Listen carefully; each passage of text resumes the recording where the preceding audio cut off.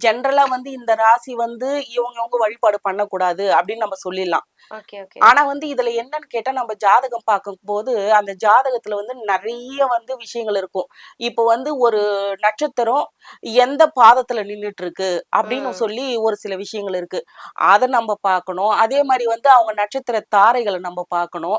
அது எல்லாத்தையும் பார்த்துட்டு யார் அவங்களுக்கு வந்து இப்போ சாதகமா எந்த கிரகங்கள் இருக்கு, பாதகமா எந்த கிரகம் இருக்குன்னு நம்ம பார்த்தோம் இல்லையா? ஓகே. அந்த மாதிரியான விஷயங்களும் பார்த்து நம்ம தான் சொல்லணுமே தவிர, ஜென்ரலா இந்தந்த ராசிக்காரங்க இந்தந்த கோயிலுக்கு போவாதீங்க அப்படின்னு நம்ம சொன்னா அது கரெக்ட்டா இருக்காதும்மா. ஓகே, ஓகே, நம்ம ஓகே. அவங்க ஜாதகத்தோட பார்த்து சொல்லும்போது தான் அது கரெக்ட்டான பலன் குடுக்குமே தவிர, ம், ம். பொது பலன் அப்படின்ற எந்த விஷயமே வந்து 100% கிடையாதும்மா.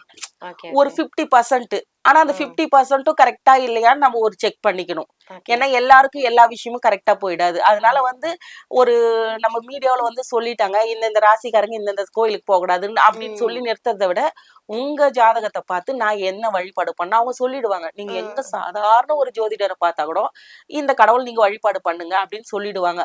அந்த ஒரே கடவுள நீங்க புடிங்க. Okay, okay. வாழ்க்கையில எல்லா விஷயத்துக்கும் உங்களுக்கு வந்து கை கொடுக்குமா? ஆ இல்ல என்னால ஜாதகமே பார்க்க முடியாது, என்னால எதுவும் செய்ய முடியாது, இதெல்லாம் வேணாம் அப்படின்னு சொல்றவங்க, ம். குலதெய்வத்தையும் முன்னோர்களையும் புடிங்கம்மா.